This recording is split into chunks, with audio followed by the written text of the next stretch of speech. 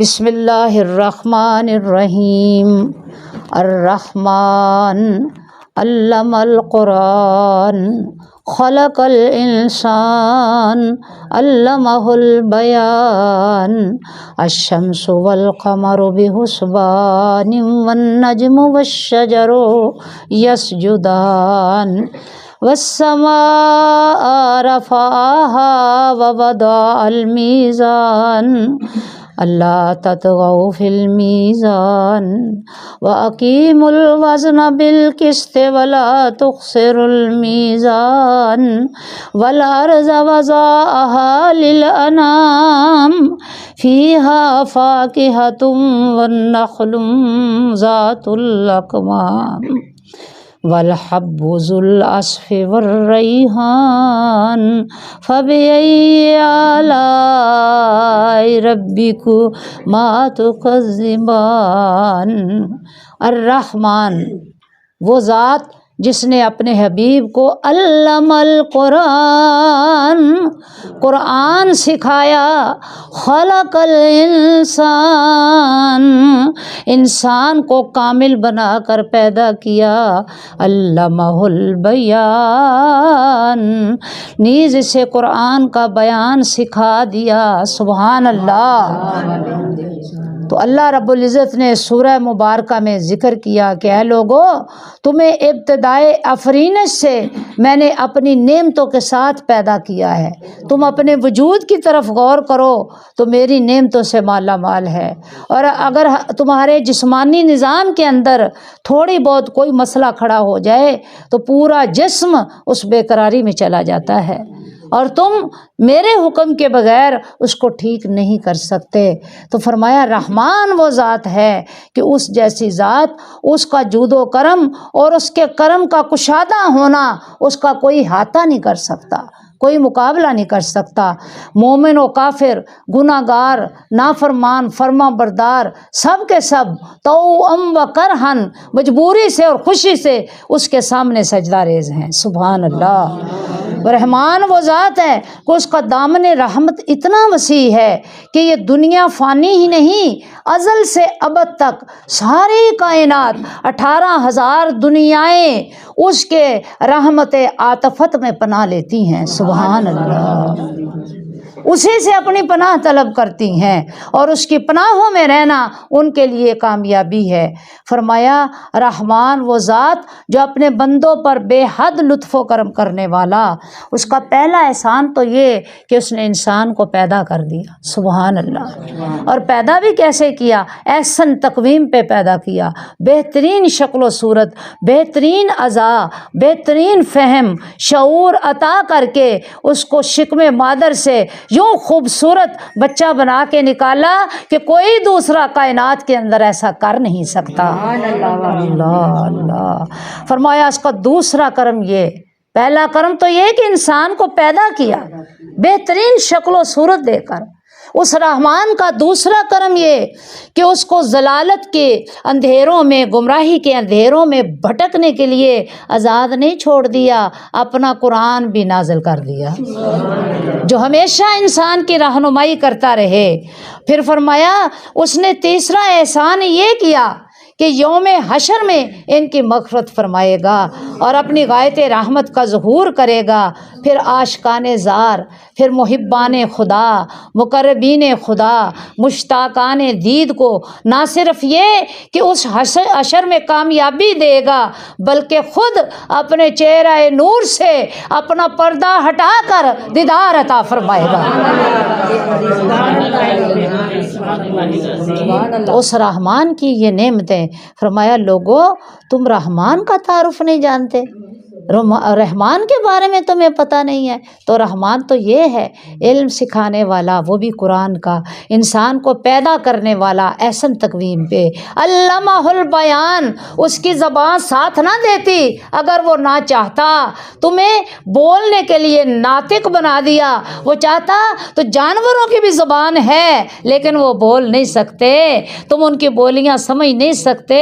تو یہ رحمان کی مہربانی نہیں تو اور کیا ہے کہ تمہیں شکل و صورت بھی عطا کر دی، قوت گویائی عطا کر دی، قوت سماعت عطا کر دی، قوت بصارت عطا کر دی، اور تمہیں ایسن تقویم پہ پیدا کر کے اللہ رب العزت نے اپنے رحمان ہونے کا ثبوت دے دیا۔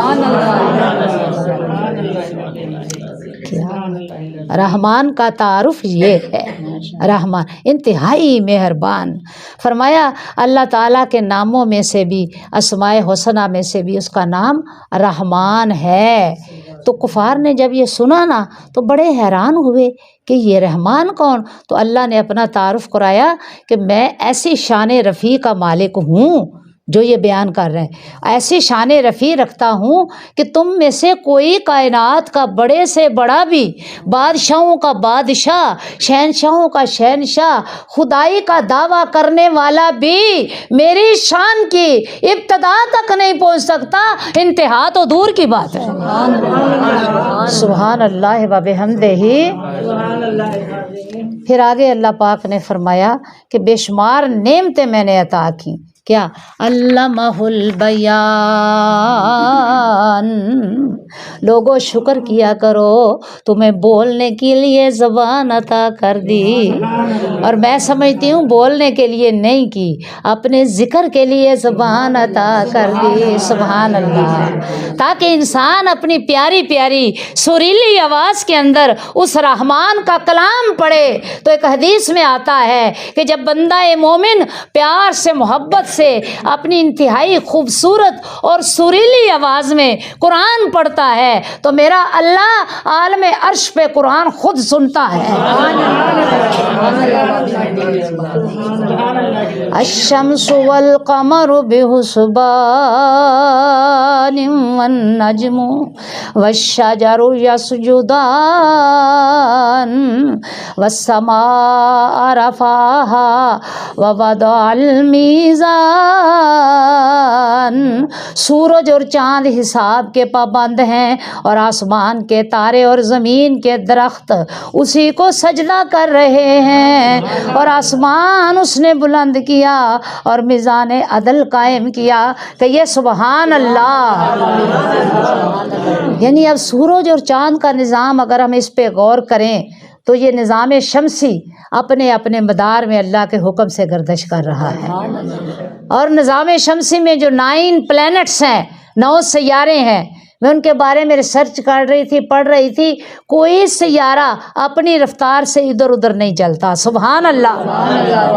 یہ 9 کے 9 سیارے اپنے مدار کے گرد، اپنے سرکل پر، اپنے سینٹر، اپنے محور پر وہ ابتدا سے لے کر قیامت تک سفر کر رہے ہیں۔ جب اللہ کا حکم ہوگا تو یہ سیارچے، یہ سیارے، یہ پلینٹس آپس میں ٹکرائیں گے اور دنیا کا نظام پاش پاش ہو جائے گا۔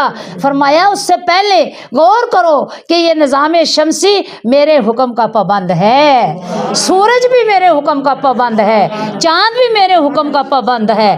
سورج بھی میرے حکم سے 2 مشرقوں سے نکلتا ہے، ایک مشرق ادھر ہے، ایک ادھر ہے، آگے بتاؤں گی کہ وہ مشرق کیا ہے، سبحان اللہ، اور مغرب کیا ہے، سبحان اللہ و بحمدہ۔ تو فرمایا ہے کہ اے انسان، تیرے رب نے تمہیں یہ ساری نعمتیں عطا نہیں کی؟ اللہ اکبر، تیرے رب نے تم پر اپنا کرم نہیں کیا؟ اب یہ جو تیرا کہنا کہ قرآن محمد نے خود گڑھا ہے، استغفر اللہ، اور نہ اس کا بیان یہ خود ساختہ ہے، یہ تو اللہ نے اتارا ہے اور اللہ نے سکھایا ہے۔ اب ہر شخص قرآنی آیات کو اپنے معنی دیتا ہے، اسی لیے تو علماء سے اکتساب کرنے کا حکم ہے۔ دیکھیں یہ بھی اللہ کی ایک مہربانی ہے، ایک نعمت کا عطا کرنا ہے کہ اللہ نے قرآن بنا کر علماء کو بھی پیدا کر دیا تاکہ میرا انسان بھٹکتا نہ رہے، اس کی رہنمائی کرنے والے لوگ موجود ہوں، اس کو گائیڈ کرنے والے موجود ہوں۔ اور ان سے اوپر درجے کے کون ہیں؟ اولیاء، ان سے اوپر درجے کے صوفیاء، اتقیاء، اور ان سے اوپر درجے کے تبع تابعین، ان سے اوپر درجے کے صحابہ، اور ان سے اوپر درجے کے انبیاء ہیں، اور انبیاء میں بھی امام الانبیاء حبیب کبریا ہے۔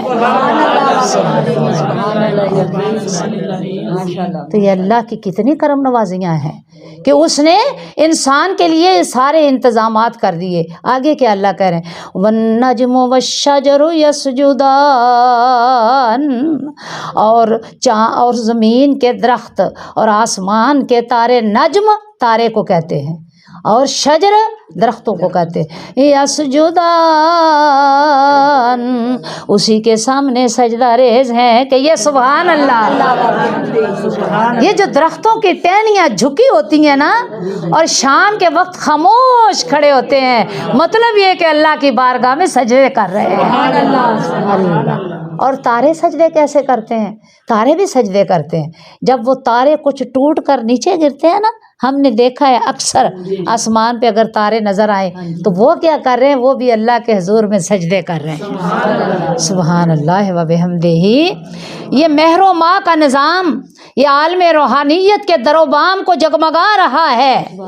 ہم روحانی طور پر دیکھتے ہیں کہ یہ بھی ہو رہا ہے، یہ بھی ہو رہا ہے۔ سورج نکلتا ہے، دھوپ آتی ہے۔ اللہ کریم سورت میں فرماتے ہیں اس میں کہ یہ جو سورج ہے نا، اس میں میرے نور کیا صرف ایک حصہ ہے۔ اللہ، جو تمہیں نظر آتا ہے وہ نور میرا نکلتا ہے، پھوٹتا ہے تو فصلیں پکتی ہیں، پھل پکتے ہیں، تمہاری صحت کا نظام قائم رہتا ہے۔ اگر سورج نہ نکلے تو بتاؤ یہ ساری چیزیں تمہارے لیے پیدا ہو سکیں گی؟ نہ فصلیں اگیں گی، نہ پھل اگیں گے، نہ پھول اگیں گے، نہ شجر ہوں گے، نہ درختوں کا یہ ساری کائنات کا نظام ہوگا، تمہیں ویرانہ نظر آئے گا۔ تو میری کتنی بڑی کرم نوازی ہے کہ میں نے باغات بھی پیدا کر دیے اور پیدا کر کے اپنے نور کا ایک جلوہ بھی ان کو عطا کر دیا۔ اب ایک حصہ جس کو ہم دیکھ رہے ہیں دھوپ ہے، دھوپ اللہ کا نور ہے، سن شائن۔ 99 حصے اللہ رب العزت نے پردوں میں رکھے ہیں اپنے نور کے۔ جب اہل جنت میں جائیں گے نا تو اللہ تعالیٰ 100 کے 100 حصے اپنے چہرہ نور سے نقاب اٹھا کر اہل جنت کو دیدار کرائے گا۔ سبحان اللہ و بحمدہ۔ اور بھائی دھوپ کی طرف تو ہم دیکھ نہیں سکتے ہیں، اس نور کو ہمارا قلب سما سکتا ہے؟ نہیں۔ اللہ ہماری آنکھیں چندیا جاتی ہیں، ہے نا، اور ہم گھبرا جاتے ہیں۔ تو وہ 99 جو نور کے حصے ہیں ان کے